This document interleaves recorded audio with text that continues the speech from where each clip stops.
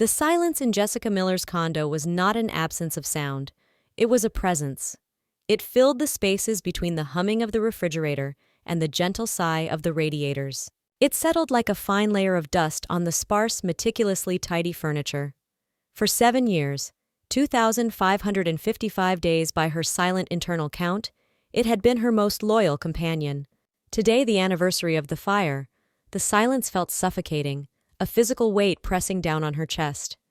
She sat at her small dining table, the smooth, cold surface reflecting the grim Ohio sky outside. In the center of the table was a single slender candle, its white wax as pale as a ghost. The life insurance payout had sounded like a fortune at the time, but after settling David's hidden business debts and the mortgage, what remained was just enough to secure this anonymous condo and a life of perpetual caution. She had never considered it her money. It was purchased with the lives of her husband David and their giggling, vibrant 6-year-old daughter Emily. To spend it on anything beyond subsistence felt like dancing on their graves. Her life was a monument to that loss. She worked as an administrative assistant at the Maple Creek Public Library, a sanctuary of quiet order where her own silence blended in. To her colleagues, she was a figure of gentle, permanent sorrow. Brenda, from circulation, would leave packets of herbal tea on her desk with pitying, doe-eyed looks. Mr. Henderson, the head librarian, always spoke to her in hushed, reverential tones, as if she were a fragile artifact. They knew the sanitized version of the story, a tragic accident, a grieving widow. They didn't know about the nights she spent locked in her bedroom, a single box open on her bed. Inside, nestled in tissue paper, were Emily's things: a hand-painted clay bird, a rock shaped like a heart, and a box of 64 crayons. Sometimes, she would open the box just to inhale the waxy, sweet scent of childhood, a fragrance more potent and painful than any perfume. David was a different kind of ghost, a more complex and unsettling one. In the immediate aftermath, her memories of him were beatified, polished by grief until they shone. He was the perfect husband, the doting father. But as the years stretched on, tiny, sharp-edged doubts would occasionally pierce the fog. She'd remember a hushed phone call he'd ended abruptly when she entered the room, or the uncharacteristic stress he was under during that final business trip a week before the fire. He'd claimed it was a difficult audit. She had believed him. Grief, she knew, could make you see phantoms everywhere. So she had diligently banished these thoughts, classifying them as a morbid symptom of her own broken mind. She had a duty to mourn him properly, to preserve the sanctity of the man she thought had perished holding their child. Tonight's ritual was meant to honor that duty. She would light the candle, whisper Emily's name, and then David's. She would uncork the bottle of grief she kept stoppered inside her and let it pour out until she was empty and exhausted enough to sleep. It was a life lived in the past tense, a long, gray waiting room. Rebuilding was a concept for other people. Jessica had simply learned to live inside the rubble. The unlit candle on the table seemed to mock her with its pristine stillness. Jessica abandoned the ritual, the performance of grief feeling hollow tonight. She retreated to the living room, sinking into the worn armchair that had been the one piece of furniture to survive from her old life, salvaged from storage. She opened her laptop, the bluish light chasing the shadows from her face. The endless, scrolling void of the internet was a familiar anesthetic. She clicked through articles. A political scandal in Washington, a new diet fad, a list of the world's most beautiful beaches she would never see. Her thumb hovered over the mouse pad, ready to click the screen shut, when a video in the uplifting sidebar snagged her attention. The thumbnail was a blurry shot of a man in a river. Snagged her attention. The title read, "Hero Dad Saves Drowning Child in Riverbend, Oregon." Something, a flicker of morbid curiosity, made her click. The video started with chaotic, shaky footage. A child was being pulled from the dark, swirling water of a river. Then it cut to a professionally shot news segment. A bright-eyed reporter stood on the riverbank, a microphone in her hand. "The town of Riverbend has a new hero today," she chirped. The camera focused on the man beside her. He was older now, his dark hair threaded with silver at the temples, his face carved with lines that hadn't been there 7 years ago. But the set of his jaw, the shape of his nose, the confident way he held his shoulders, it was an echo of a man she knew better than herself. A doppelganger, she breathed, a strange, choked laugh escaping her lips. The statistical improbability of it was staggering. A cosmic joke designed specifically for her, on this day of all days. The man, identified by the caption as Ethan Markham, began to speak. "I'm no hero," he said, his voice a low, gravelly rumble. "I just did what anyone would have done." The sound hit her like a physical blow. The timbre was deeper, aged by 7 years of cigarettes or whiskey she hadn't known, but the cadence, the slight lilt at the end of his sentences, was David's. It was the voice that had proposed to her, the voice that had read bedtime stories to their daughter. The world began to swim. Her heart hammered against her ribs, a frantic, trapped bird. The reporter beamed. "Well, Ethan, your family certainly thinks you're a hero. Here they are now." The camera panned slightly to the left. A stylish woman with blonde hair, a stranger, smiled proudly, her hand resting on the man's arm. And standing next to her, almost obscured, was a teenage girl. She looked about 13, with long, straight brown hair and an awkward posture that spoke of adolescent self-consciousness. The girl looked up, her gaze meeting the camera lens for a brief moment, and Jessica stopped breathing. It wasn't just the familiar deep brown of the eyes or the shape of the face, now transitioning from the soft roundness of childhood to the defined angles of a young woman. It was the mark. Just below her right ear, nestled against the line of her jaw, was a small, perfectly formed, crescent-shaped birthmark. Emily's birthmark, the one Jessica had kissed every single night. It was her. The laptop slipped from her grasp and clattered onto the thin carpet, the screen fracturing into a spiderweb of black lines. But the image remained, frozen and clear. Her dead husband, his mistress, and her living, breathing, stolen daughter, smiling for the news. The grief that had been her anchor for 7 years didn't just curdle, it detonated. A violent, acidic wave of understanding surged up from her stomach, and she lurched forward, vomiting onto the floor, her body convulsing as it tried to expel a lie that had poisoned her for 2,555 days. The 2 days that followed were a descent into a frantic, sleepless hell. The broken laptop was a casualty, its cracked screen a symbol of her shattered reality. She drove to a 24-hour superstore at 3 a.m., her movements jerky and robotic, and bought the cheapest replacement she could find, the fluorescent lights of the empty store feeling like an interrogation. Back in the suffocating silence of her condo, she transformed. The grieving widow was exorcised, replaced by a vengeful spirit haunting the internet's darkest corners. Her search began with 2 words: Ethan Markham. The results bloomed across the screen, a whole life, vibrant and detailed, built upon her own personal apocalypse. Markham Construction, a thriving business in Riverbend, Oregon. The company website featured a photo of Ethan in a hard hat, smiling confidently, a portfolio of beautiful custom homes behind him. The local newspaper, the Riverbend Gazette, had archives behind him. Markham Construction sponsors youth soccer, one headline read. Another featured a photo of the Markham family at a town fundraiser. She clicked on the photo, her mouse trembling. There they were, the unholy trinity. David, looking prosperous and relaxed.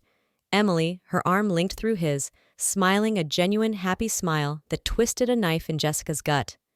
And the woman, the blonde. Her name was Rachel Markham. Jessica stared, a cold wave of nausea rolling over her. The face was familiar. She frantically navigated to the cloud storage where she kept her old digital photos, a folder labeled David's Work that she hadn't opened since before the fire. She scrolled through images of awkward office Christmas parties and summer picnics, and then she found her. A much younger Rachel Porter, a junior associate at David's accounting firm, looking up at him in one of the photos with an expression of pure, undisguised adoration. Jessica had seen it back then and dismissed it as a harmless crush. How naive she had been, how willfully blind. The puzzle pieces, once scattered and meaningless, now slammed together with brutal force. The late nights poring over audits, the secret hushed phone calls, the final business trip. He hadn't been scouting locations for a new branch office. He'd been scouting locations for a new life.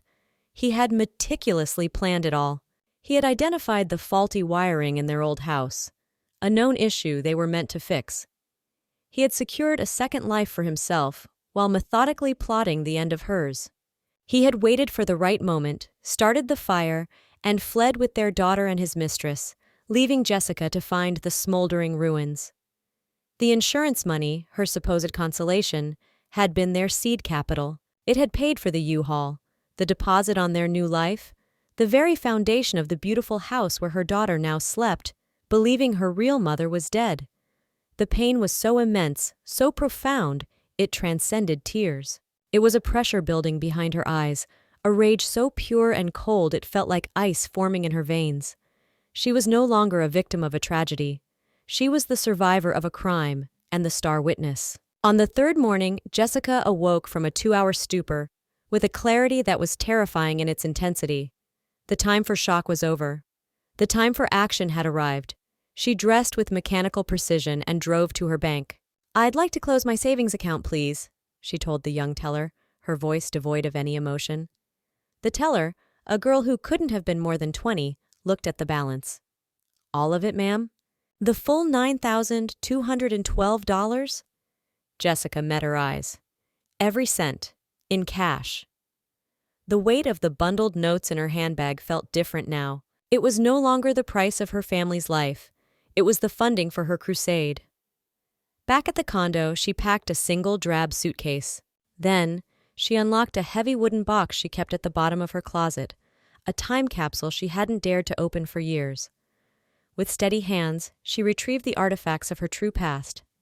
The official state of Ohio certificate of her marriage to David Allen Miller, Emily's birth certificate, her own name, Jessica Lynn Miller, printed clearly under the heading Mother. She added a thick stack of photographs, each one a poisoned dart of memory. Emily on a swing at the park, her face alight with pure joy, a family. Portrait at the beach, David's arm around her, the lie of his smile now screaming at her from the glossy paper. These were not keepsakes. They were exhibits for the prosecution. A flight would have been quicker, but it felt too clean, too detached. She needed the grit and grind of the land, the slow, relentless crossing of a continent. The grit and grind. She bought a one-way ticket on a Greyhound bus, a vessel of anonymity perfect for a ghost. The 3-day journey was a purgatory and a forge. As the familiar green of Ohio bled into the endless cornfields of the plains, and then into the staggering, beautiful cruelty of the Rocky Mountains, the woman she had been for 7 years slowly flaked away. She didn't read or listen to music. She sat, ramrod straight, staring out at the blur of passing towns and empty highways. The other passengers, with their own stories of arrivals and departures, left her alone, sensing a perimeter of intensity around her they dared not cross. She replayed the betrayal on a continuous loop in her mind, not with the helpless pain of a victim, but with the cold analysis of a strategist. She dissected every lie, every stolen moment. She tested her plan, turning it over and over, searching for flaws. What if they called security? What if Emily refused to believe her? What if he simply denied everything? The fear was a living thing inside her, but the rage was stronger. The rage was a fire that burned away all doubt. By the time the bus descended from the mountains and into the damp green expanse of Oregon, her transformation was complete. The woman who stepped off the bus in Riverbend was not the fragile widow from Maple Creek. Her eyes were hard, her shoulders were square, and she carried her suitcase not like baggage, but like an arsenal. She had come to collect a debt. Riverbend was a symphony of wholesome Americana, and every note was a lie that grated on Jessica's nerves. Main Street was lined with quaint brick buildings housing a bakery, a bookstore, and a shop that sold hand-carved wooden toys. The air smelled of pine needles and fresh bread. It was a town that prided itself on its perfection, and that perfection felt like a personal affront, a beautiful facade built to conceal the rot within. She checked into the Riverbend Motor Inn on the far edge of town, a place of peeling paint and the faint, sad smell of bleach. The contrast between her grim, anonymous room and the life David had built was a chasm. She paid in cash, gave a false name, and retreated into the shadows. Her first day was spent in careful surveillance. A local bus took her to the quiet, tree-lined suburb where the Markhams lived. The house was a monument to her stolen life. A large, handsome craftsman with a wide porch and a perfectly manicured lawn where a child's bicycle lay on its side. It was everything they had talked about, everything they had saved for. Her insurance payout had been the down payment. For 2 agonizing hours, she watched from the cover of a large maple tree across the street, a ghost at the feast. Late that afternoon, her patience was rewarded. A yellow school bus wheezed to a stop at the corner, and a gaggle of teenagers disembarked, their chatter and laughter filling the quiet air. Among them was Emily, her daughter. The sight was a physical blow. She was taller than Jessica had imagined, with the long limbs and budding self-awareness of a 13-year-old. She was wearing jeans and a band t-shirt, her backpack slung over one shoulder. She laughed at something a friend said, and in that moment she tilted her head back, a gesture so familiar it made Jessica's vision blur with tears. A primal, maternal scream built in her throat, a desperate urge to run across the street, to grab her child, to howl the truth into the placid suburban air. But she choked it down, her fingernails digging so hard into her palms that she drew blood. A scene like that would get her arrested, institutionalized. They would call her crazy, and David would be the poor, harassed victim. No, justice couldn't be messy. It had to be cold, public, and undeniable. She found her stage the next day, tacked to a corkboard in the entryway of the local supermarket, between an ad for a lost cat and a yoga class schedule. A garish, brightly colored flyer announced the Riverbend Community Hero Day celebration. And there, smiling out from the cheap paper, was the face of Ethan Markham, the guest of honor. The flyer boasted that Channel 8 News would be providing live coverage. A slow, chilling smile touched Jessica's lips. David had courted the spotlight, bathed in its warm, adoring glow. She would use that same spotlight to turn his entire world to ash. The motel room, once a depressing cell, now became her command center. She sat on the edge of the lumpy bed, took a deep breath, and dialed the number for the Channel 8 newsroom from the burner phone she'd purchased. A young, energetic voice answered, "Channel 8, this is Kevin." Jessica modulated her own voice, pitching it to sound soft, hesitant, and filled with a gentle, tearful pride. "Hello, Kevin. My name is Sarah," she said, the lie feeling smooth and practiced on her tongue. "I'm a relative of Ethan Markham, a distant cousin. I live several states away, but I saw your incredible story about his heroism online, and I was just so moved." She paused, letting a small, manufactured sob catch in her throat. "It's the most amazing coincidence, but I'm actually passing through Oregon for a work conference, and I saw the flyer for his ceremony. He has no idea I'm in town. I was wondering, and this is probably a crazy idea, if it might be possible for me to just say a few words? A little surprise family tribute?" The producer, Kevin, took the bait hook, line, and sinker. "A surprise relative? Oh, that's fantastic. The viewers will eat that up. What a great human interest beat for the story. Of course, we can absolutely make that happen. We'll have a mic ready for you. Just find me before the ceremony starts. This is going to be television gold." He was right. It would be. After hanging up, Jessica laid her plan out with the precision of a military general.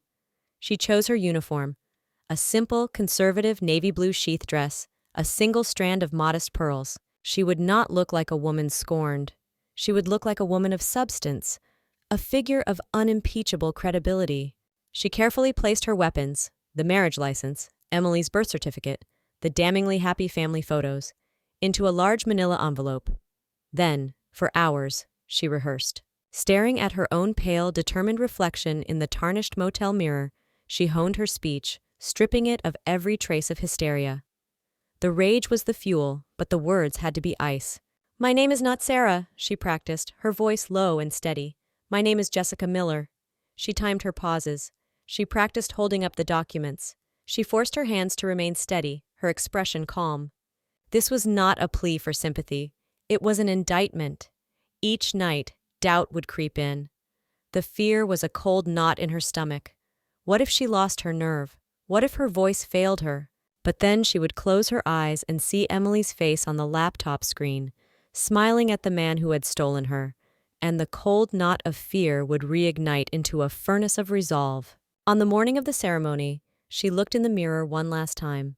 The haunted, grieving woman from Ohio was gone. In her place stood a stranger with cold fire in her eyes, a woman who had walked through hell and was now ready to bring it with her. The Riverbend town square was a tableau of cloying wholesomeness. Families sat on checkered blankets. A high school band played a slightly off-key version of a patriotic march, and the air was thick with the scent of popcorn and cotton candy. Jessica moved through the crowd like a wraith, her navy dress a somber island in a sea of bright summer colors. She found Kevin, the news producer, who greeted her with a conspiratorial wink and clipped a small microphone to her collar. From her position near the back, she had a clear view of the stage. The mayor was droning on, but Jessica only had eyes for the three figures seated behind him. David, Ethan, looked every inch the local celebrity, waving to people in the crowd, his face a mask of humble charm. Beside him, Rachel, in a ridiculously expensive-looking cream silk dress, radiated smug satisfaction, and between them, her daughter. Emily looked shy and a little bored, fidgeting with the sleeve of her sweater, oblivious to the fact that her entire existence was a carefully constructed lie about to be detonated. When the mayor finally finished, David was called to the podium to a roar of applause. He spoke about community, about civic duty, about how he was just an ordinary man who had been in the right place in the right time. The hypocrisy was so staggering, it almost made Jessica laugh. Then, the moment arrived. The perky news anchor stepped forward. "And now, folks, we have a very special surprise." It turns out Ethan's heroism has reached far and wide, and a member of his own family has traveled all the way here to pay a surprise tribute. Please give a warm Riverbend welcome to Sarah. A polite smattering of applause followed Jessica as she walked toward the stage, her sensible heels sinking slightly into the soft turf. Every eye was on her. She felt the heavy gaze of the news camera. As she stepped onto the stage, she saw David's face. He squinted slightly, a look of mild, polite confusion. 7 years, a new name, and a different life had made her a stranger to him. The arrogance of his success was his blind spot. She took the microphone. The metal was cool against her hand. She took a deep, steadying breath. "My name is not Sarah," she said. Her voice, amplified by the speakers, cut through the cheerful atmosphere like a shard of glass. The crowd quieted. David's smile faltered. "My name is Jessica Miller, and I am from Maple Creek, Ohio." She saw it then. The first flicker of recognition, a shadow of panic in his eyes. He knew. "And this man," she said, her voice rising in strength as she pointed a perfectly steady finger at him, "is not Ethan Markham. His name is David Miller. He is my husband." A collective, audible gasp swept through the town square. Reaching into her purse, she pulled out the marriage certificate and held it up to the camera.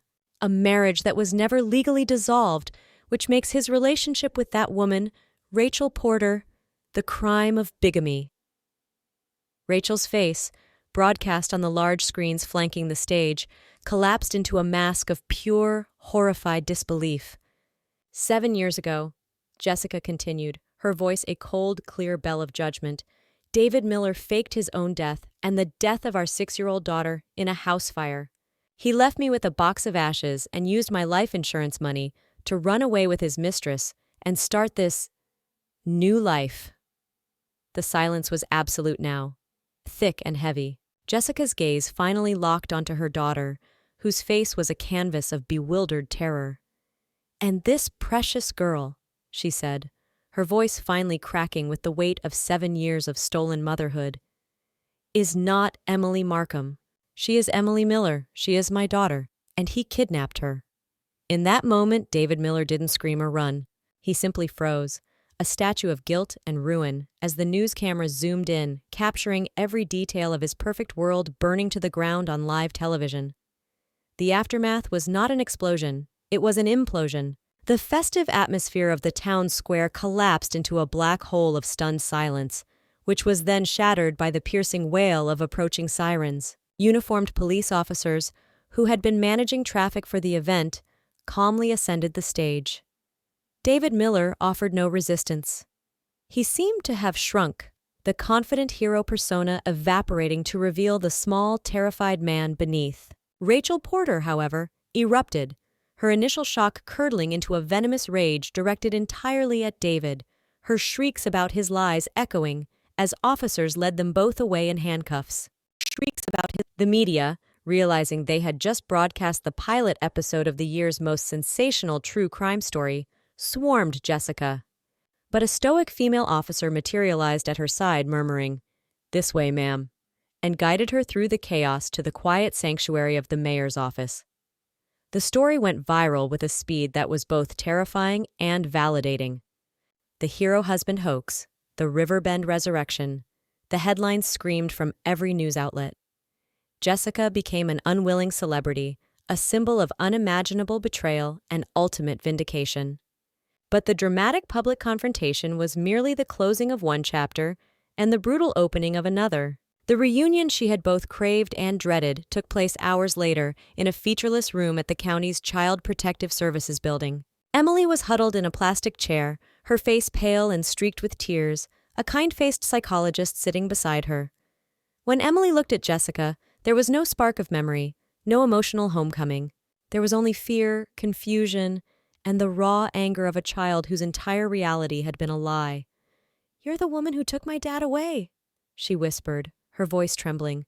The words were a knife to Jessica's heart. Their first conversation was a minefield. Jessica tried to explain, to offer comfort, but every word she said seemed to push Emily further away. The girl was grieving the father she knew, the mother she loved, and the life she had, regardless of its fraudulent foundations. The weeks that followed were a painful crawl through a legal and emotional labyrinth. Jessica and Emily were moved into a small, furnished apartment, a neutral ground that felt like a fishbowl. The silence between them was heavier than any silence Jessica had ever known. There were court dates for David and Rachel, and therapy sessions for Jessica and Emily, both separately and together. Most days felt like a failure. Jessica would try to cook a meal Emily once loved, only to be met with a sullen shrug. She would try to talk about her memories of Emily as a little girl, only to see the shutters come down over her daughter's eyes. The breakthrough, when it came, was small and quiet. About 3 months in, while unpacking a box of her old things, Jessica found a faded photograph of a 3-year-old Emily on a swing set, her mouth smeared with red. She left it on the kitchen counter without comment. That evening, as Jessica was washing dishes, Emily picked it up. "Was I really on that swing?" she asked, her voice barely a whisper. "Your dad built it for you in the backyard," Jessica replied, her back still to her daughter, afraid to break the fragile moment. "You'd stay on it for hours." Emily was quiet for a long time. Then she said, "Did I really like strawberries?" Jessica's heart ached with a love so fierce it almost buckled her knees. She turned, drying her hands on a towel. "You loved them," she said, her voice thick but steady. "You'd get them all over your face and laugh." A tiny, almost imperceptible smile touched the corner of Emily's mouth. "Oh," she said softly. It wasn't forgiveness. It wasn't acceptance. It was far from a happy ending. But it was a flicker of light in the profound darkness. It was the first tentative step onto a long, uncertain road, a journey back to each other, a future to be built, for the very first time, on the bedrock of truth.